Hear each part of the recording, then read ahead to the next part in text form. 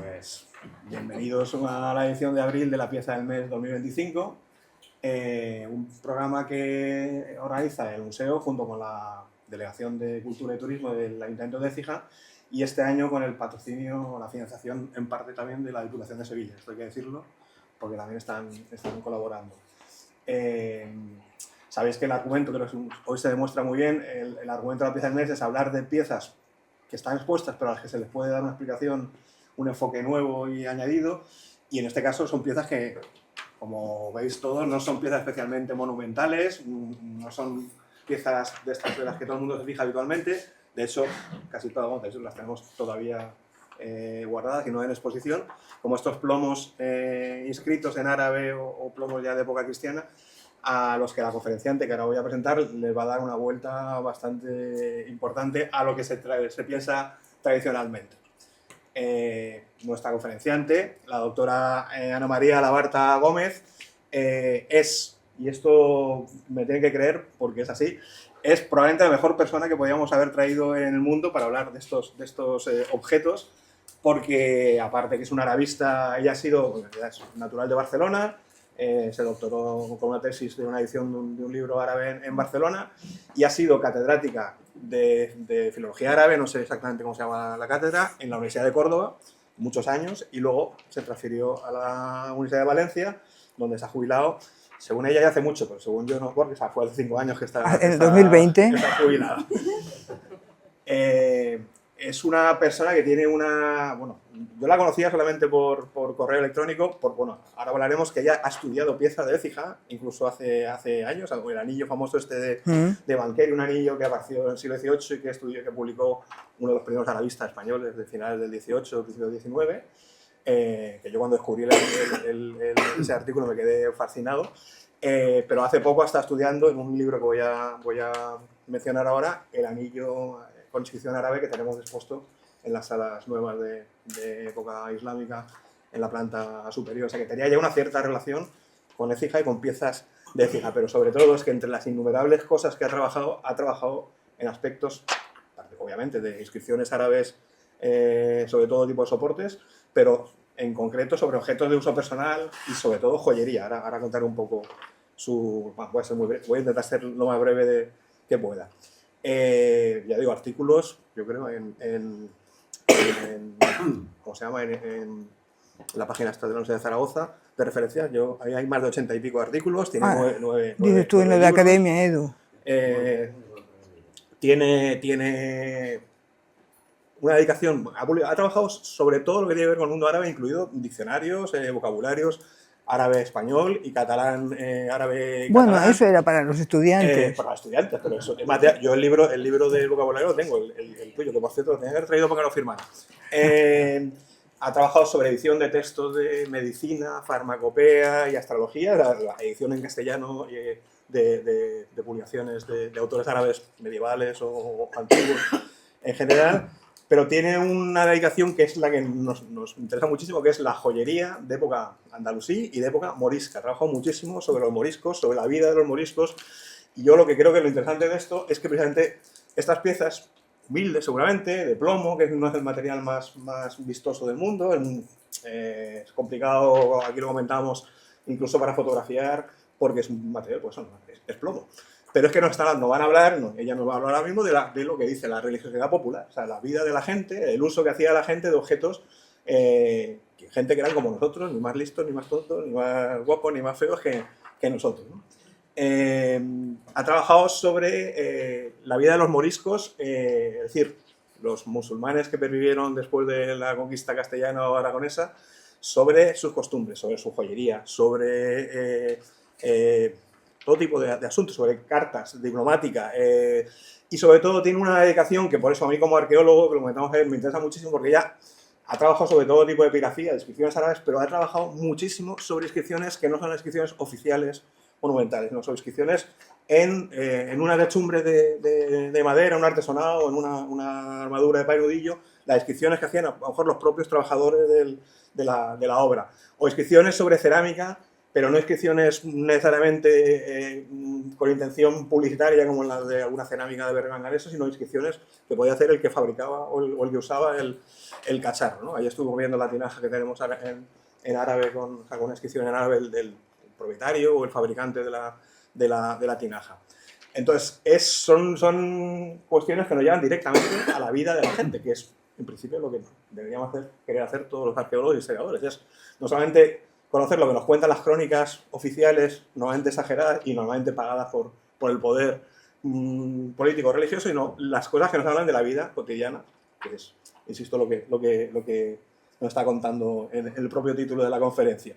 No me quiero dejar cosas en el tintero. Ha trabajado muchísimo sobre onomástica personal, sobre los nombres de los musulmanes y de los moriscos en la península ibérica.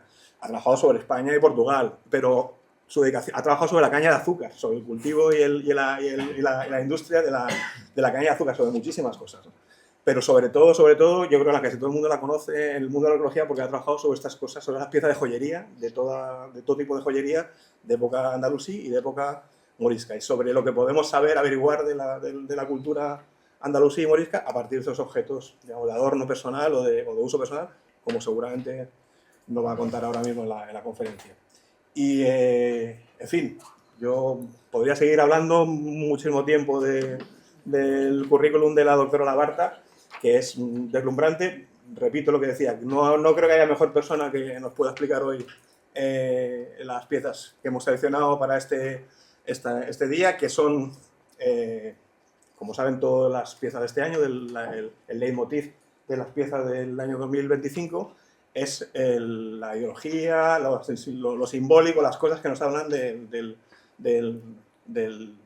no solamente de la vida material, sino de las ideas y los pensamientos y las creencias de la gente. No lo he dicho, pero lo digo ahora, que la organización de la pieza del mes corresponde a Arquinnova, que son las que están detrás de que esto salga normalmente bien. Y hoy estoy muy contento porque, a pesar de la competencia de la realidad, pues estamos aquí, estamos muy bien representados.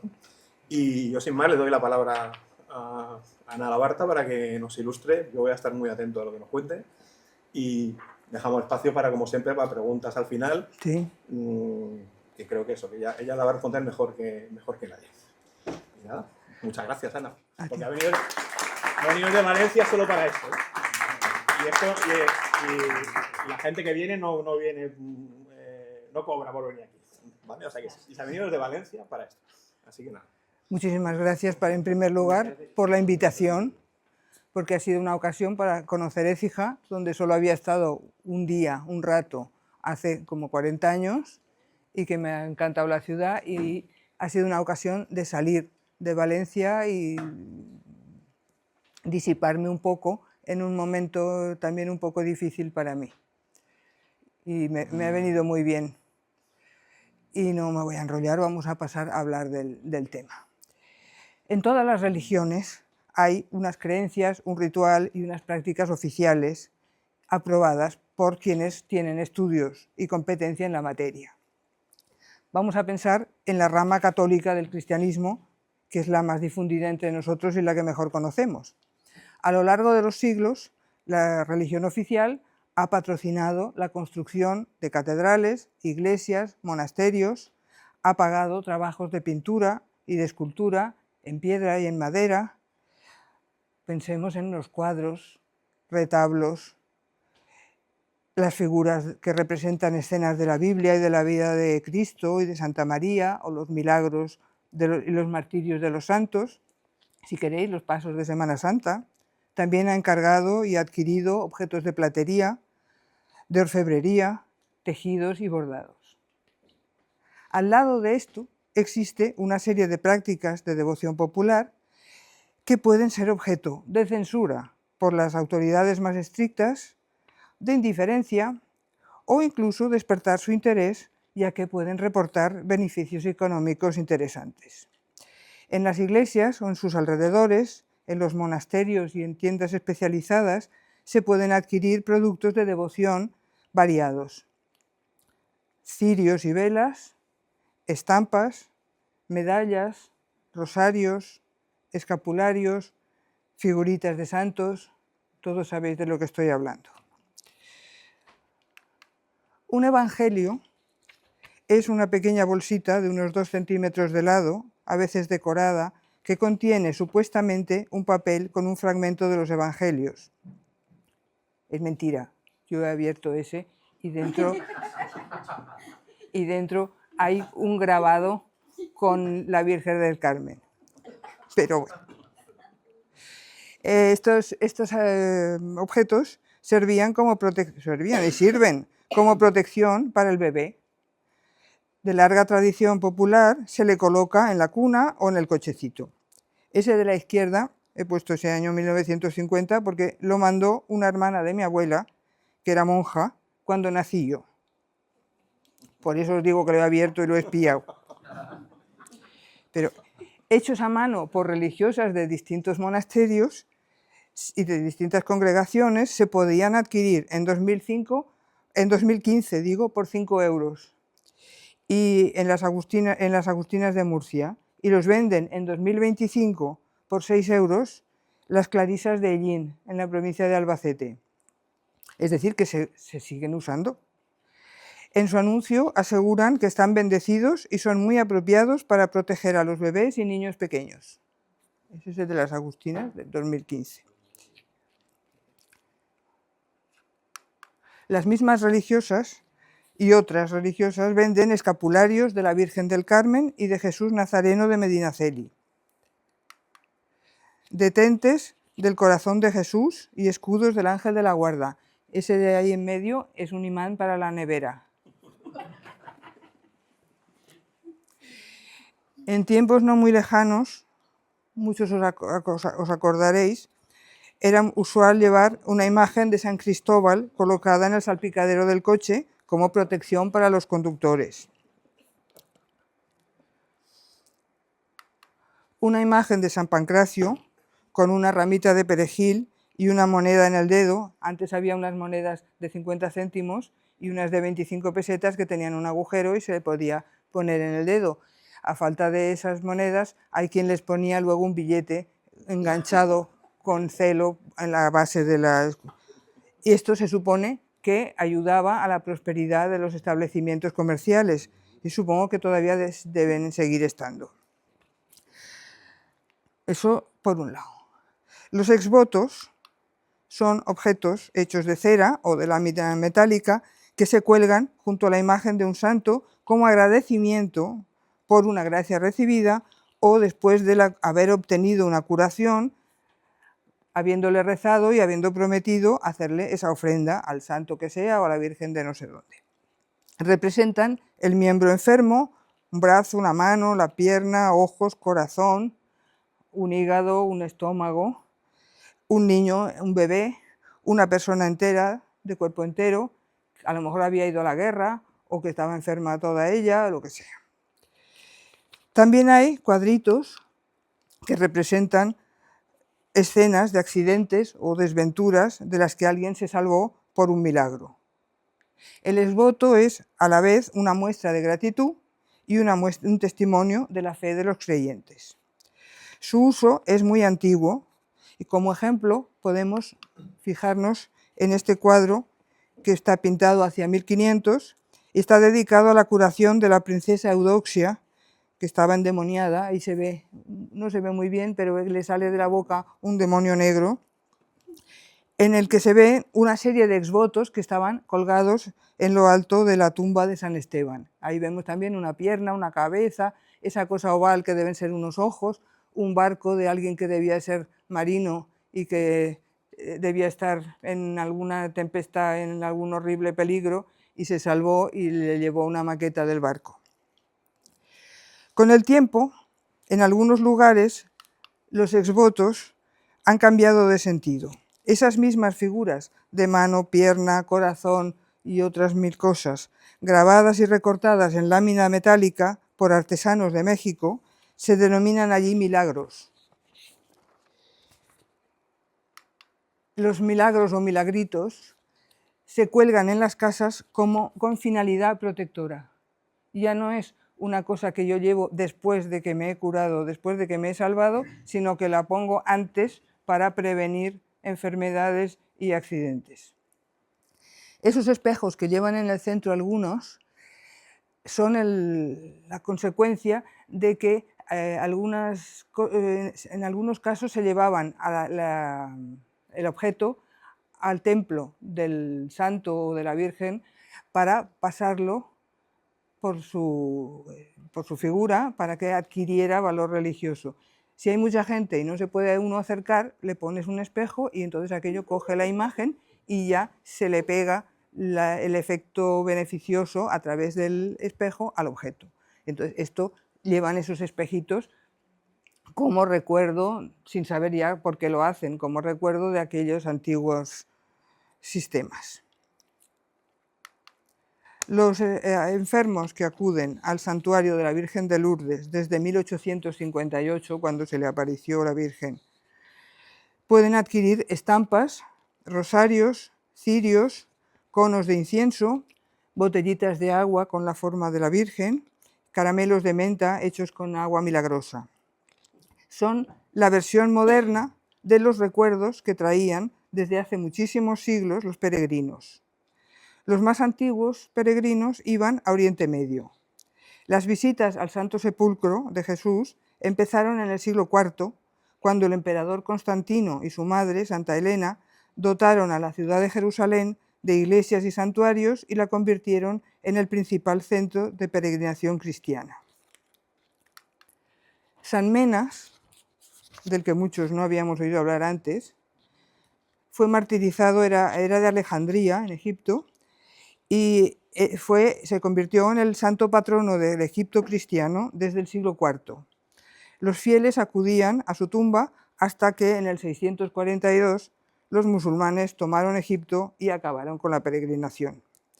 Son características estas botellitas que estaban hechas de barro y llevaban estampada la efigie del santo, a los lados 2 camellos y luego unos letreros en griego alrededor. Y servían para que los peregrinos que iban a visitar la tumba de San Menas se llevaran de allí los óleos de las lámparas que quemaban, agua de las fuentes cercanas o incluso tierra del suelo de por allí, de recuerdo. Unas cosas que, claro, tienen unas propiedades beneficiosas. En fin. San Simeón Estilita, que murió en el 459, pasó sus últimos 37 años haciendo penitencia subido a lo alto de una columna cerca de Alepo, en Siria, sin bajar de la columna nunca. En torno a esa columna se edificó luego un templo del que aún quedan las ruinas, que fue objeto de peregrinación durante los siglos V y VI. La conquista cristiana de Siria en el 636 frenó un poco la afluencia de visitantes, pero todavía seguían yendo, hasta que un gobernador más intransigente la interrumpió bruscamente en el 985. Existen unas pastillas redondas hechas con barro del lugar que llevan impresa la imagen de San Simón para llevárselas de recuerdo. La peregrinación a Santiago de Compostela tiene también inicios antiguos, aunque no está documentada hasta mediados del siglo XII. La concha se convirtió en el símbolo de esa peregrinación. La demanda era enorme y los comerciantes de allí, los concheiros, empezaron a fabricarlas en serie con molde en una aleación metálica, mezcla de plomo y estaño. El estaño hace que aquello tenga un brillo como plata y que no se oxide y tenga un aspecto así como más vistoso. Y se las vendían como recuerdo a los peregrinos. Las conchas e insignias que daban testimonio de que se había peregrinado a ese o a otros santuarios se cosían al sombrero, al zurrón o a la ropa. Podían ser conchas o figuras. A veces llevaban letreros. Y luego había unas ampollas, como las que veíamos antes de San Menas, que eran de barro, pero estas ya las hacían también de plomo. Y entonces llevan letreros, llevan ahí una IHS, que es el nombre de Jesús abreviado, o llevan pues las flor de lis, adornos, que la concha con la cruz, que ellos sabían en qué templo se habían adquirido.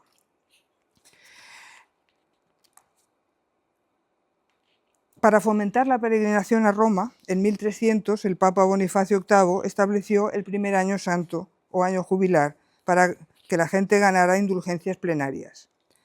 Se celebra cada 25 años. Como sabéis, este año la Puerta Santa estaba abierta desde el 25 de diciembre de 2024 y estará hasta el 6 de enero de 2026, porque este es año jubilar. Desde el siglo XIV, las dos llaves cruzadas, ¿veis aquí?, son la insignia oficial de la Santa Sede. La cruz patriarcal, ¿dónde la vemos? Aquí la vemos. Aquí la veis, que tiene doble travesaño.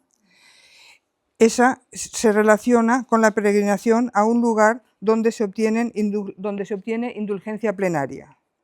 Además de Jerusalén, Roma o Santiago, cada país tenía sus centros de devoción. En Francia estaba desde muy antiguo Mont Saint-Michel. En Inglaterra está la tumba de San Tomás Becket, que murió en 1170. Entonces, estas insignias son todas de plomo. Las insignias de plomo, que se datan entre los siglos XIV al XVI, con efigies de santos populares, San Miguel, Santa Bárbara, la Virgen Negra del Puy, se han encontrado en excavaciones arqueológicas en Francia, en Rennes, en el propio Mont Saint-Michel, al dragar el río Sena y otros ríos europeos, como el Támesis. En Londres tienen una colección grandísima. Y además se han encontrado también los moldes que servían para fabricarlas. Las insignias tienen el asa plana y endeble. Las medallas de metal que se llevan colgadas del cuello llevan un asa mucho más sólida y además en otra dirección. Muchas veces las insignias van así planas y la medalla la lleva para que quede la medalla plana cuando la llevas colgada de una cadena o de un cordoncito. Y además el asa es mucho más sólida, las otras iban cosidas y entonces al ir cosidas ya se aguantaban quietas y el asa no sufría tanta tracción. Las medallas son relativamente más tardías, se considera que son posteriores al Concilio de Trento, es decir, que ya nos hemos puesto en el siglo XVI. La fecha también depende del momento en que empezó la devoción a determinado santo o a partir del hallazgo de determinada imagen de la Virgen a la que evocan. Aquí vemos algunas de la Virgen de Montserrat. Veis que se ve la montaña, así esos bultos es la montaña y la sierra del Mont Serrat. Por eso se llama Montserrat, porque es monte serrado. Y entonces la efigie de la Virgen siempre lleva la montaña y la sierra. Por el otro lado, vemos que llevan por la crucifixión o en vez de la crucifixión el monograma otra vez del nombre de Jesús, IHS, Jesús, y una cruz. En un foro de internet preguntaban por esta medalla de plomo que databan en el siglo XVI.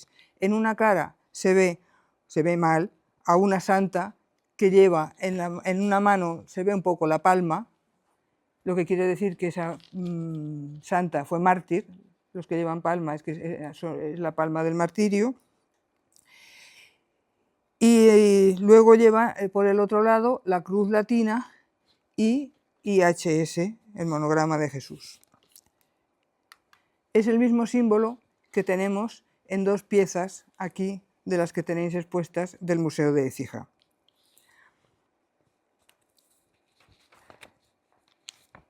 Esta se ve un poco mal porque está rota o doblada, pero se ve el principio de la I, de la H y la cruz, y por otro lado unos adornos. Luego hay otra, luego la veis, que está la IHS más clara y se ve mejor y mejor conservada. A mí estas dos piezas me parecen de especial interés porque no son frecuentes. Hay cosas de las que luego veremos, hay 100, 150 ejemplares. De estas yo no conozco. Hemos visto esas medallitas de la Santa, pero como estas yo no conocía otras. Es decir, que son unas piezas a tener en cuenta, pues son muy interesantes. Que sean del siglo XVI es posible, pero es que el siglo XVI es tan digno como el siglo X o el XI. Todos los siglos son buenos y santos. Bueno. También el Islam ha tenido y tiene su merchandising religioso relacionado con las visitas a lugares venerados. Como sabemos, uno de los pilares del Islam consiste precisamente en peregrinar una vez en la vida a la Meca. Hay que ir en un momento concreto. Este año toca entre el 4 y el 9 de junio. Hay que seguir un ritual que está establecido desde los primeros tiempos, en el siglo VII, aún en vida de Mahoma. Aquí los tenemos vestidos todos con el ihram, el traje blanco obligado, que no tiene que tener costuras, y hay una serie de cosas que tienen que hacer y otras que no tienen que hacer. Ahí está la Meca, la Kaaba, con su velo negro y toda la gente alrededor. Como recuerdo de la peregrinación a la Meca, los peregrinos actuales pueden adquirir ejemplares del Corán, alfombritas y gorros, como ese de ahí, unos gorritos blancos de punto para la oración. Es usual comprar rosarios, que se llaman en árabe tasbih o misbaha, que se utilizan para llevar la cuenta del número de veces que se ha recitado cierta frase o cierta oración, o para llevar la cuenta de los 99 nombres de Dios, porque Dios tiene 99 más bellos nombres, además de otros no tan bellos. Se venden réplicas en miniatura de la Kaaba, os digo, réplicas de la Kaaba que luego tienen dentro un reloj despertador y en fin, unas cosas de lo más kitsch, perfumes, varitas de incienso, eso que dice ahí miswak, es unas maderas que sirven para palillo de los dientes, caramelitos, dátiles, un fular. También se pueden comprar artesanía en piel, en tejidos, dulces, todo, incienso, quemadores para quemar el incienso en casa, versículos del Corán escritos en bella caligrafía sobre tela, sobre madera o de plástico, y artesanía de todos tipos. Durante la peregrinación, ese es otro de los souvenirs, se bebe agua del pozo de Zemzem. Había quien la recogía y se la llevaba a su país en cantimploras. A mí me han contado que llegaban, sabe Dios después de cuánto tiempo, al pueblo, echaban el agua que llevaban en la cantimplora en el pozo del pueblo, por supuesto lo contaminaban y había unas epidemias de tifus y de cólera notables. Ahora lo venden ya embotellada, te la venden por internet, y como veis, el agua de Zemzem tiene toda clase de virtudes. Vamos, como el agua de la Virgen de Lourdes. Quiero decir que te arregla los ojos, los riñones, la caries, el sistema inmunitario, antioxidante, reduce la fatiga, estimula la fertilidad, te cura la diabetes y los huesos, se acabó la osteoporosis, se acabó. En fin, una cosa fantástica. Por supuesto. Además de hacer la peregrinación canónica a la Meca, también se visita la tumba del profeta, que está en Medina, y los santuarios que custodian las tumbas de sus parientes, las de los imames chiíes, que son los sucesores los jefes espirituales que siguen después de Ali, algún maestro sufí, gentes piadosas y gentes buenas y muy veneradas. Najaf, en Irak, alberga la tumba de Ali. Ali era el primo de Mahoma, que estaba casado con su hija, y bueno, ya sabéis de los crucigramas. La tumba, la ciudad de Najaf es un centro de peregrinación para todo el mundo islámico importantísima. Solo la Meca y Medina reciben más visitantes. Esas visitas a la tumba de estos personajes no son del agrado de las autoridades musulmanas piadosas, ortodoxas, y sin embargo se realizan en todo el orbe islámico, en especial en las zonas de Irán, Irak y la India, y congregan anualmente a decenas de millones de peregrinos. También en el Magreb hay lugares de peregrinación. En Marruecos se venera la tumba de Moulay Idris, que murió en el 791, era bisnieto de Ali y fue el fundador de la dinastía idrisí que gobernó en Marruecos. El asceta sevillano Abu Madian, muerto en 1198, es el patrono actualmente de la ciudad de Tlemcen, en Argelia, donde tiene su tumba. Y todos estos lugares tienen a sus alrededores mercados de material religioso. Husayn, el hijo de Ali y nieto de Mahoma, fue asesinado junto a su familia en la batalla de Kerbela, en Irak, en el 680. Y en esa localidad se ha erigido una mezquita sobre su tumba, esa que veis ahí. Hay un artículo, he puesto 1973 porque fue la fecha en la que estuve yo por allí. Y este trapo que hay ahí lo compré yo entonces. Representa el templo, el edificio de Kerbela, y con unos letreros. Esto valía nada y menos, pero también tenía un valor piadoso y esto traía una energía benéfica impresionante. Un artículo de 2013 cuenta los objetos que compró un grupo de mujeres musulmanas que peregrinó a Kerbela desde Bélgica. Alfombritas de oración, que costaban 10 euros, anillos de cornalina, que valían entre 50 y 150 euros, según la calidad de la piedra y según el material del que estaba hecho el anillo, tazas con la imagen del mausoleo de Husayn, 3 euros, pañuelos bordados, vestimentas para rezar, que en Bélgica no se encontraban, tapices con textos del Corán para colgar de la pared. Entre las cosas que allí vendían están los rosarios y estas tabletas apoyacabezas, que se llaman torba, que están hechos con barro de Kerbela. Y volvemos a las pastillas de barro como las que veíamos de San Simón. Cuando se hace la oración musulmana, al prostrarse, en lugar de poner la cabeza tocando al suelo, pones la pastilla y con la cabeza tocas la pastilla esta, y es como si estuvieras rezando allí al lado de la tumba de Husayn.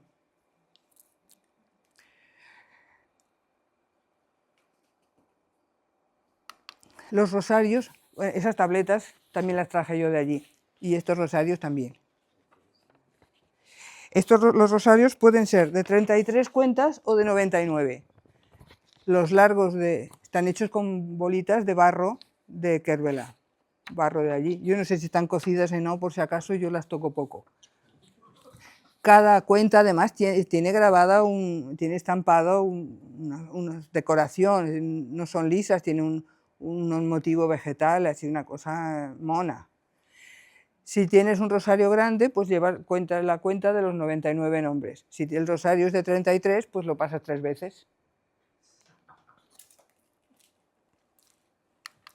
Esta es una lámina con la plegaria, lleva los nombres de los arcángeles en las esquinas y arriba dicen el nombre de Dios, el clemente y misericordioso, no hay más que Dios, Mahoma es el enviado de Dios, y luego en la oración incluye los nombres de los 7 durmientes.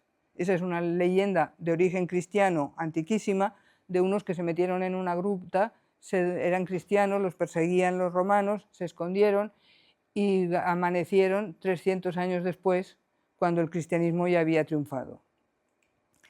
Y el Islam es una secta cristiana, es decir, que el Islam sigue todas las leyendas y todas las creencias cristianas, más un poquito más. Entonces el Islam hace suya esta leyenda, y la idea de los 7 durmientes también tiene algo que ver con la curación.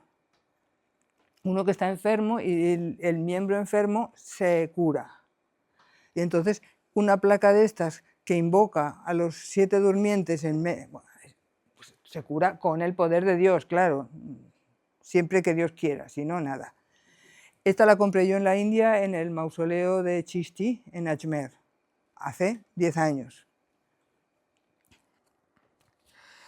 Los objetos que se compran pertenecen a 2 grupos, a 2 categorías. Los que son sagrados de por sí, como los Coranes, los rosarios o estas cosas que llevan encima unas oraciones escritas. Y los otros, unos dátiles, un pañuelo,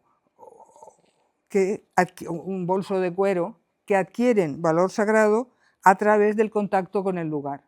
El hecho de que aquello te lo han traído de la Meca, o te lo han traído de Najaf, o te lo han traído de Lourdes, hace que tenga un valor sagrado que no es una cosa comprada en la tienda de la esquina.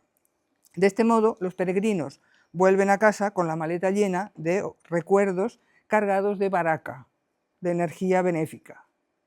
A su regreso regalan estos objetos y les piden a la gente a cambio que recen por ellos para su bienestar, su salud, su éxito y su buena suerte.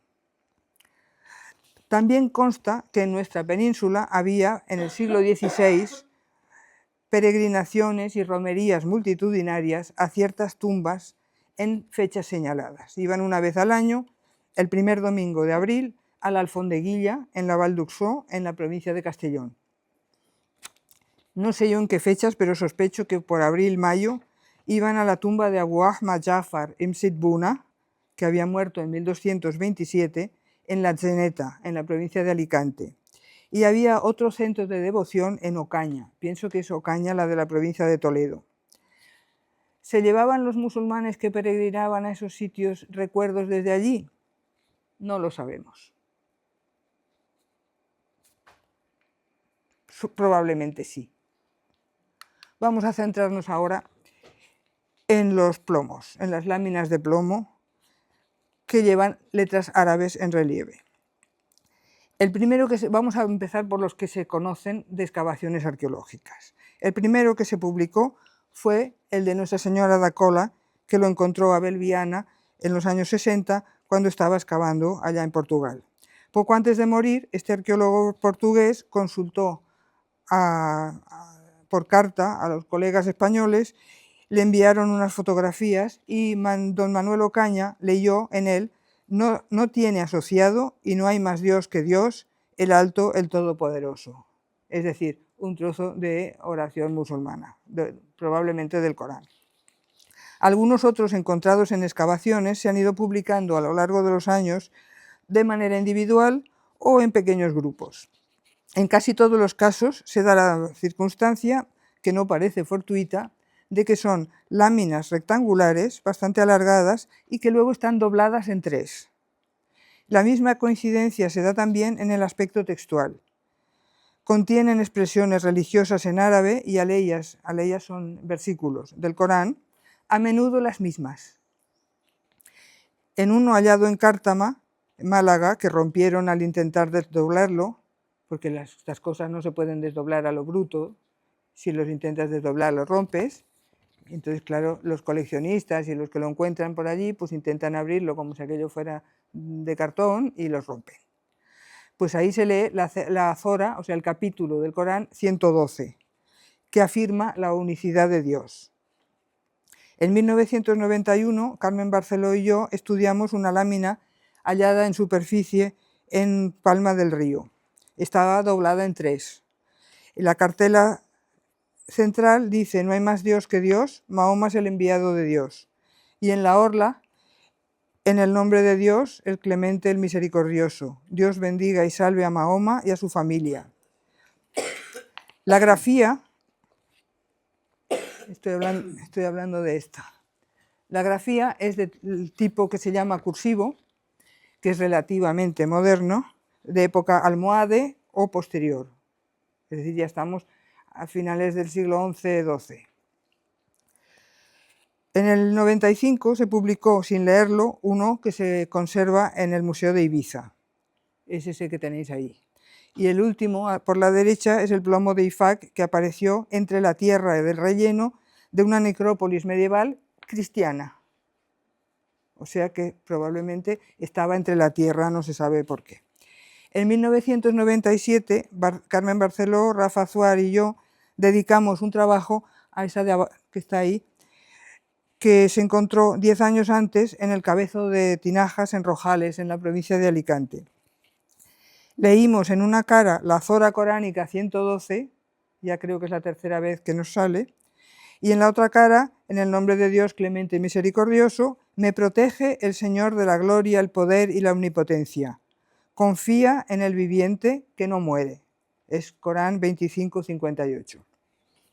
Y luego dice, Dios me basta. Corán 9:129. La alusión a la muerte y a que Dios no muere y el lugar del hallazgo donde había habido un cementerio islámico nos llevaron a plantear que este tipo de piezas se pudieran colocar en la sepultura como testimonio de la fe musulmana del difunto para que sirviera como credencial de su fe ante los ángeles de la muerte y ante Dios. Pero avisamos de que nuestra hipótesis se debería tomar con todas las reservas, mientras no aparecieran otras láminas de plomo en contexto similar y en excavaciones sistemáticas reglamentadas. Durante el cuarto de siglo que ha pasado después, se han excavado cientos de cementerios, miles de tumbas, sin que se haya encontrado en ellas ningún plomo en contexto. Pues en realidad, sí se han encontrado, uno del que hablaremos y otro que creo que lo ha perdido.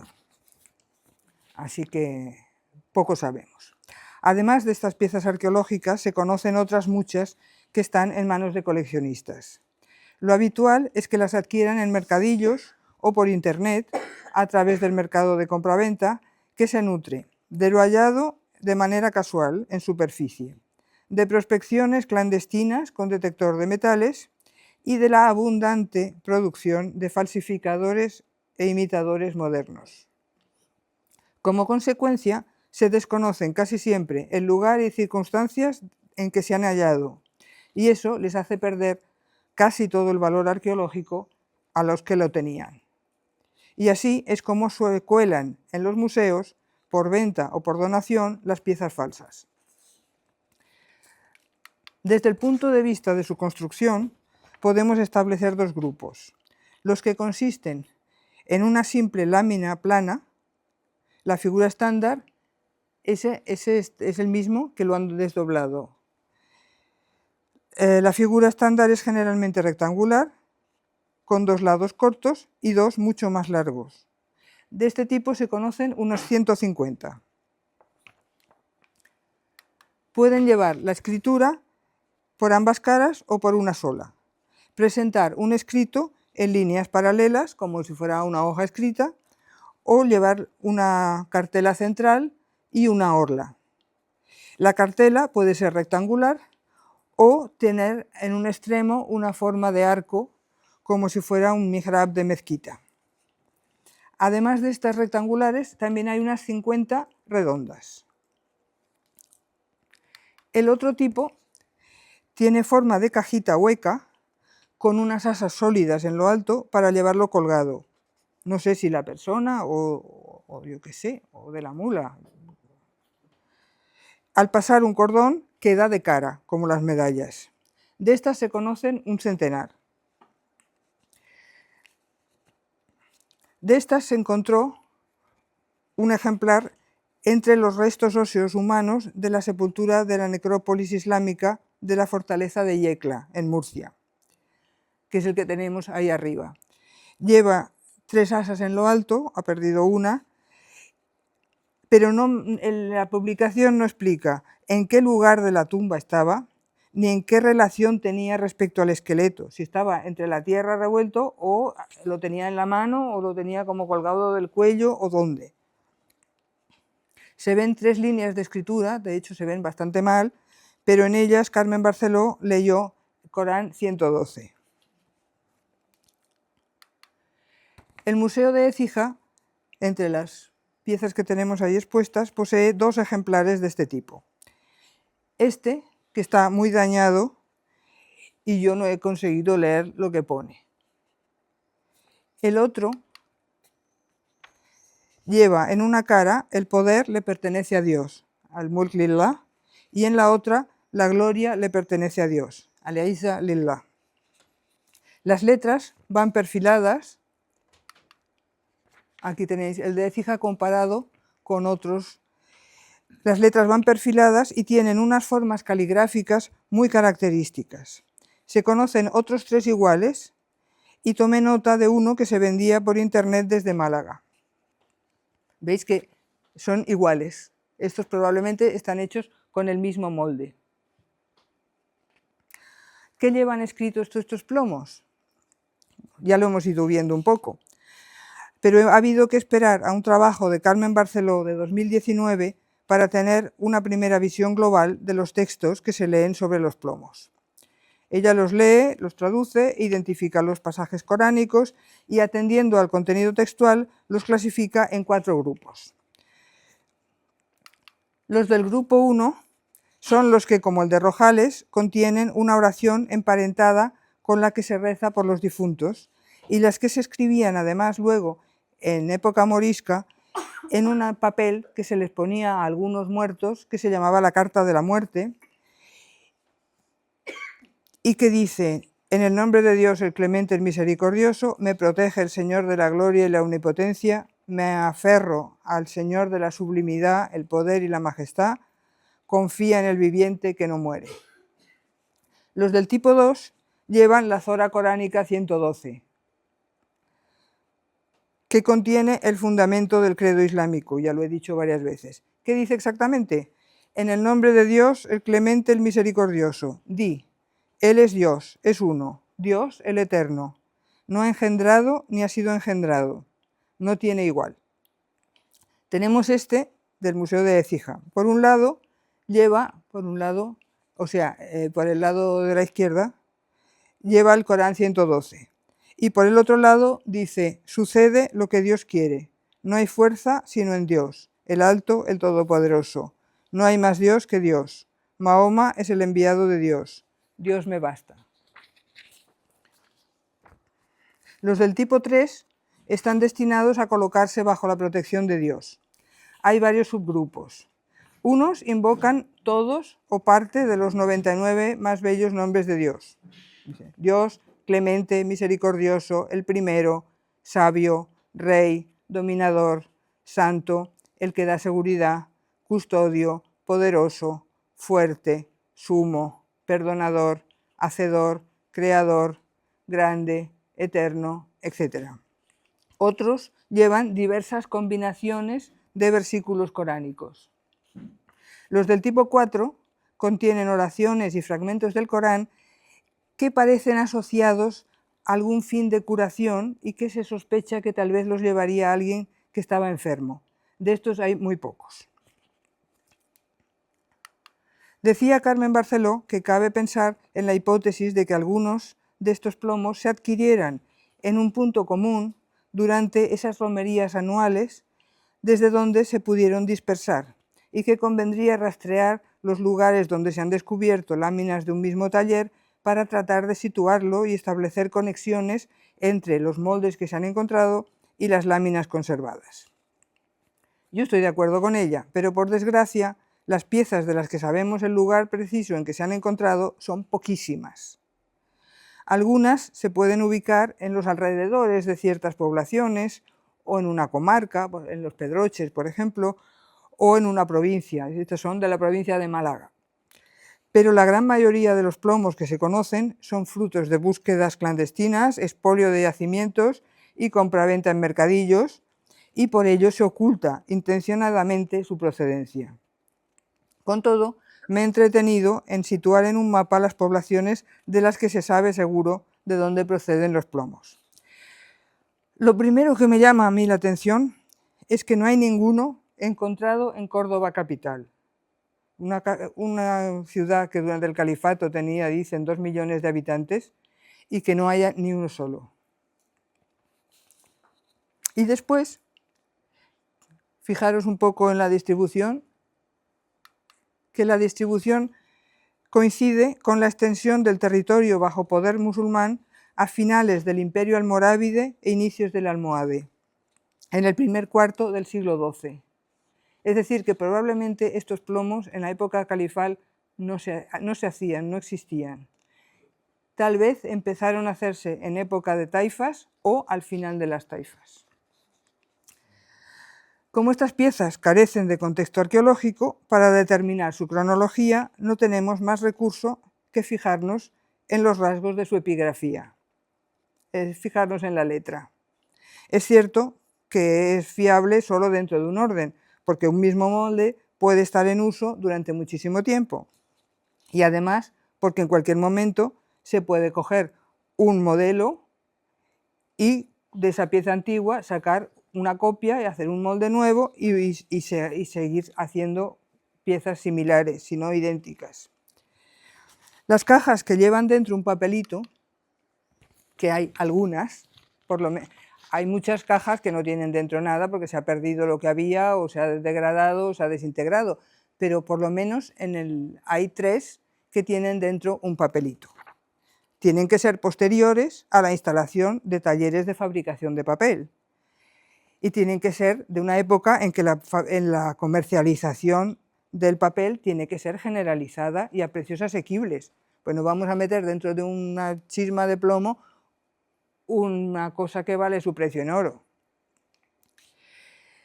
El testimonio más antiguo que se conoce de fabricación de papel es en Al-Ándalus, es de mediados del siglo XII, cuando el geógrafo Al-Idrisi menciona el papel de játiva. Es decir, que por lo menos estamos a mediados del XII. Y también habría que estudiar cómo se ha realizado ese texto que llevan escritos esos papeles, porque a mí me parece que está impreso. Entonces, evidentemente no está impreso con tipos móviles tipo Gutenberg. Probablemente está impreso con una placa, una xilografía o una calcografía, con una placa de madera tallada o una placa de metal trabajado. Pero en cualquier caso, que se sepa dentro del mundo cristiano, los grabados que se conservan y que se han estudiado, los más antiguos son de 1300. Por lo tanto, esta cajita tan mona con su papelito, pues 1300 en adelante. Y lo que digo yo, del siglo XIV, ¿y por qué no? ¿Qué tenemos contra el siglo XIV? No voy a entrar en pormenores sutiles de epigrafía árabe, no os asustéis, pero vamos a fijarnos en 3 detalles. He marcado con una flecha roja la M cúfica. El estilo cúfico es este que es así anguloso. La M es una bolita redonda, ¿lo veis? Está con la flecha roja, está a la altura de la línea. Y cuando está al final de una palabra, acaba en un muñoncito, ¿lo veis? Un muñoncito. Una cosa horizontal, sin cola. Y así se ve en todas las inscripciones que se conocen hasta la caída del califato. Aquí en la Alqueta del Eire, que es de 1004, la M con apéndice solo se empieza a ver en epigrafía andalusí a partir de mediados del siglo XI, en época taifa. Mira, aquí se ve bastante bien la colita que tiene, ¿la veis? ¿Dónde está? Aquí está un poco rota, aquí también se le ve la colita, ¿sí?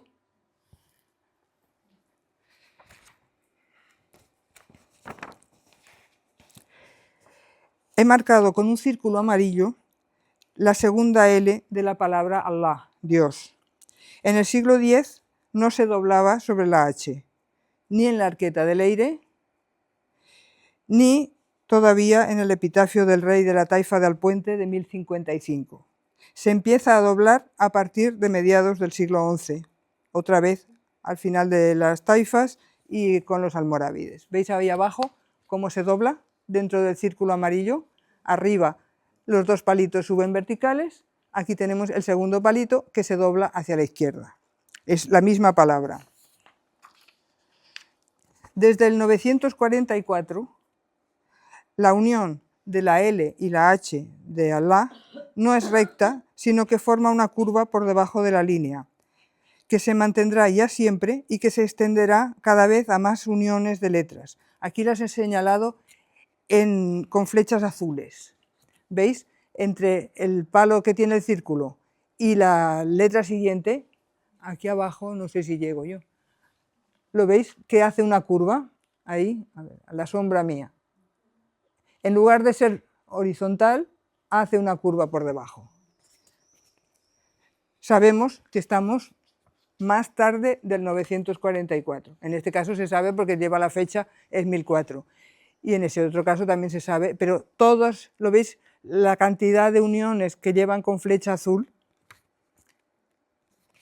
todos estos, aunque no tuviéramos la fecha, sabemos que esto tiene que ser posterior a 944. Bueno, una vez ya nos hemos enterado, vamos a los plomos. En estos dos ejemplares he marcado esos tres rasgos. La M con cola, en rojo. ¿Le veis las colas? Ahora aquí ya llevan una señora cola, no una colita. Estos llevan una señora cola. ¿La segunda L de Allah está doblada? Sí. ¿Lo veis que están dobladas? Está pintado en amarillo. Las uniones por debajo de la línea haciendo curva en azul. ¿De cuándo es este plomo? De mediados del 11 en adelante. A mí que no me vendan que esto es del califato, ni del emirato, ni del día que llegaron aquí Musa y Tarik. ¿Vale?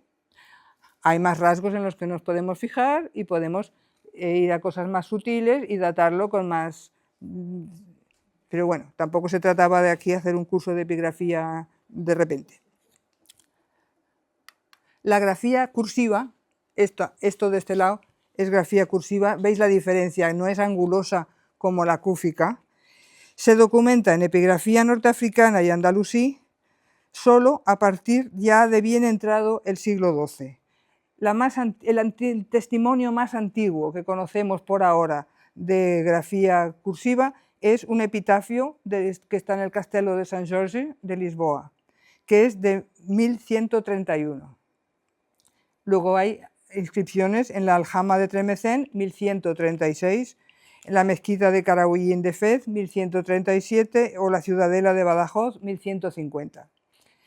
En este plomo tenemos una cara en cúfico, pero la otra cara en cursiva. ¿De cuándo es? Pues 1131 en adelante. Láminas cursivas, láminas de plomo con letra cursiva, no se conocen muchas, de hecho se conocen muy pocas.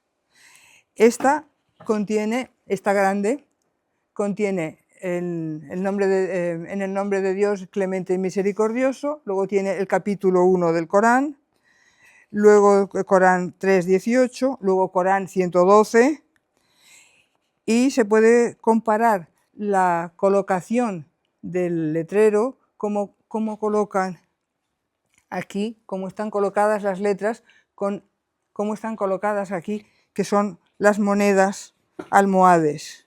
Y entonces nos sitúa a partir del último tercio del siglo XII en adelante.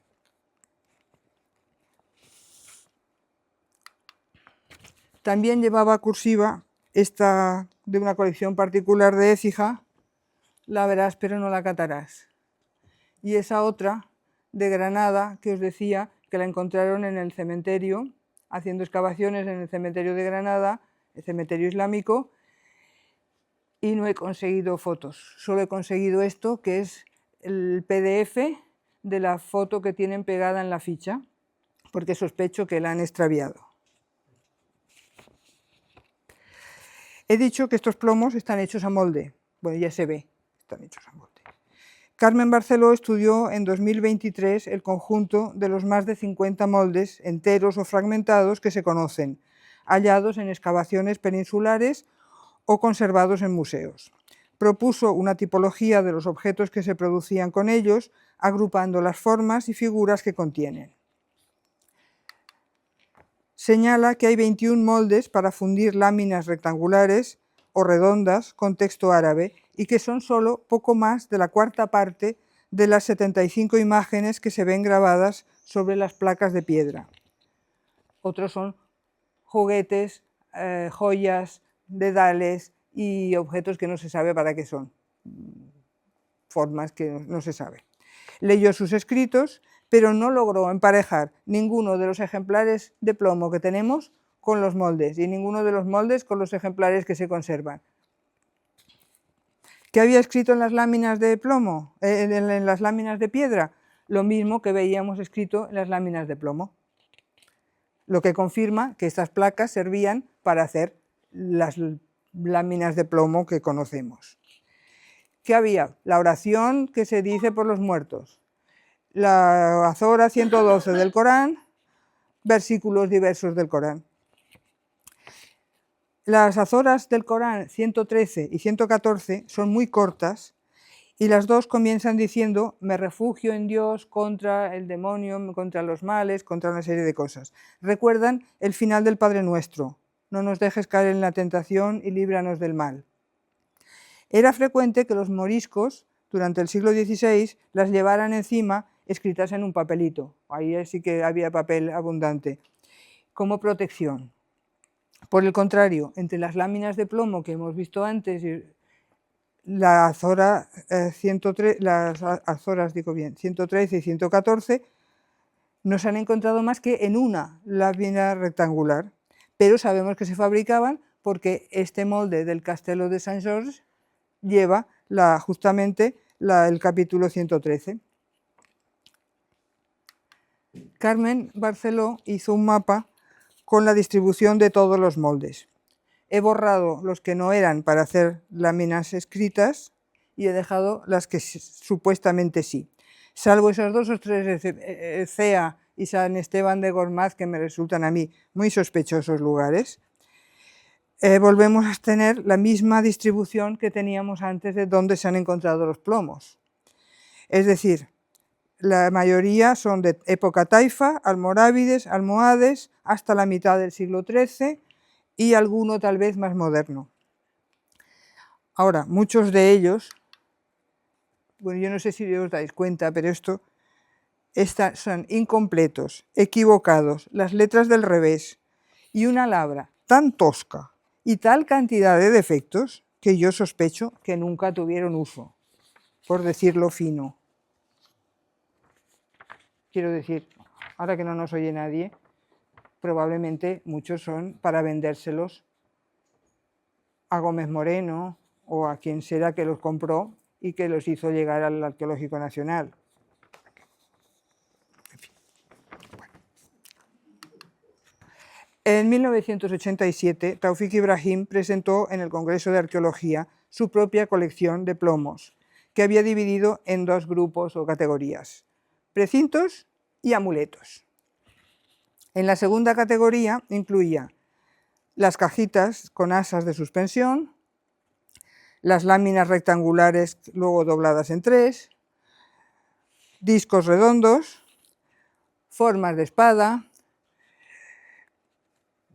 pesas, ponderales. Unos llevaban textos religiosos islámicos en relieve, otros no son legibles, otros no llevan epigrafía ninguna. Carlos Gozalves amplió la muestra en 2003, incluyendo más objetos de todo tipo de su colección y de las de otros coleccionistas de la provincia de Málaga. Su aproximación, como la de Taufik Ibrahim o como la de la página web creada en 2010 por Sebastián Gaspariño, que se llama Amuletos de Al-Ándalus, es meramente formal, como sería la de un coleccionista de sellos analfabeto. Es decir, rectangular, cuadrado, triangular, con los dientes de tantos milímetros, tantos dientes por lado, tantos dientes enteros, tantos dientes rotos, pero no sabemos ni de qué país son, ni de qué precio, porque no sabemos leer lo que pone, ni por qué esa emisión de sellos se emitió, porque no entendemos lo que me están diciendo en la cara del sello. En ninguno de esos trabajos se atiende ni al contenido textual, ni a las características de la letra árabe cuando la llevan. Y se recogen objetos de muy diferentes tipologías y de muy diferentes funciones, que solo tienen en común que son de plomo. Incluyen también estas formas figurativas que, yo lo siento, pero a mí me recuerdan nuestros soldaditos de plomo, que se estaban haciendo hasta los años 70. Y esa señora ahí, que se ha publicado como amuleto y unas cosas muy fantasiosas, para mí es una muñeca y simboliza una novia, probablemente para que jugaran los niños y las niñas. Llegados aquí, os diré que no me parece adecuado llamar a estas láminas amuletos ni talismanes, porque todas están vinculadas, no digo estas, digo las que hemos estado viendo hasta ahora, todas están vinculadas con la fe islámica. Como hemos visto, los textos que llevan son del Corán y de carácter devoto. Su intención y su contenido se alejan por completo de lo que se puede leer en las obras sobre magia conocidas y editadas. Aquí tenemos un texto para tener un negocio próspero que está hecho siguiendo un manual de magia. En esto se ven signos mágicos, como son estos de aquí, unas letras unidas a una línea única y una serie de cosas que no se entienden ni se sabe lo que son. Además, luego hay invocaciones a los demonios, las que se llaman letras con anteojos, pseudoepigrafía. Es decir, es otro mundo. El libro de Dichos Maravillosos del siglo XVI empieza con un capítulo de lo que se ha de hacer para poner en la casa, para guardarla, que no entre el diablo. Dice: harás un protector con las invocaciones de los ángeles, después pon 7 estrellas de 6 puntas y escribe en él: alabado sea Dios. Es el primer capítulo del Corán. Y la aleya de la guarda, Corán 7, 54, 56. Y después la aleya del trono, Corán 2, 255, 257.